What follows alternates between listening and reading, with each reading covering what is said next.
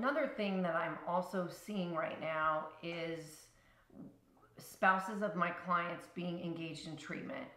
When I have a spouse that wants to be engaged in treatment, what it looks like is I'll see both of them together, client and spouse, and then the spouse will also come to see me alone, which can be really helpful. There are just certain things that I can talk about in privacy with a spouse or a client that isn't appropriate for a joint session.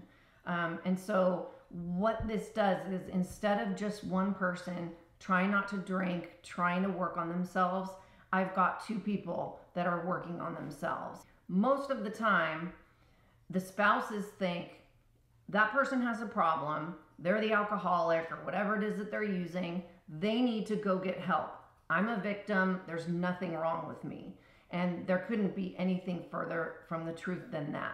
Not to say that the spouse causes any of it, but there always is a dynamic. And when you live with someone who is a substance abuser, the longer you live with them, the stronger this dynamic gets, and it can look a million different ways. It can be like the spouse starts to be controlling, and then the substance abuser allows for the control because really all they want to do is drink, so they'll do anything. It presents again in so many different ways. The spouse is angry and constantly berates the person who is trying to stay sober. And when I can get a spouse to come in on his or her own, and we can talk about that stuff. And yes, he's angry, everything he had to go through, and everything his wife put him through. But he has to hear it, that if he doesn't do his part, his wife's not going to be successful. And I say this all the time.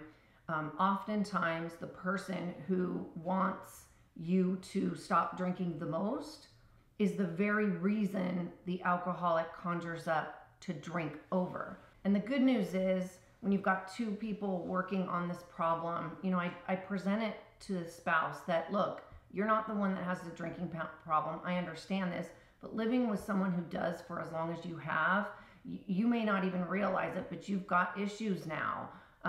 You've got, resentment, and you've got anger, and you feel emasculated, and you feel defensive, and you feel all these different ways. And you may think that you are hiding it or you're stuffing it, but it is coming out in different ways, in ways that you may not even know.